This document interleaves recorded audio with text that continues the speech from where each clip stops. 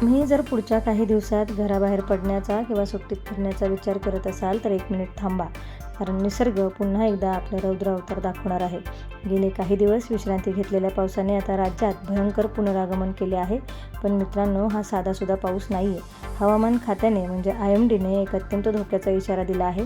26 जूनपर्यंत संपूर्ण कोकण आणि मध्य महाराष्ट्रात मुसळधार ते अतिमुसळधार पाऊस कोसळण्याची शक्यता आहे.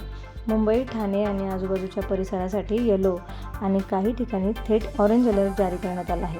म्हणजे परिस्थिती किती गंभीर असू शकते याचा तुम्ही अंदाज लावू शकता. प्रशासनाने मच्छीमारांना आणि नागरिकांना समुद्राजवळ न जाण्याची सक्त ताकीद दिली आहे.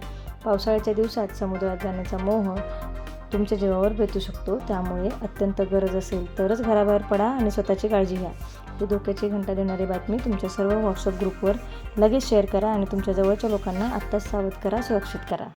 नवनवीन बातम्यांच्या अपडेट्स सर्वात आधी मिळवण्यासाठी आमच्या मराठी न्यूज लाईव्ह या चॅनलला सबस्क्राईब करा व बेल आयकॉनला हिट करायला विसरू नका.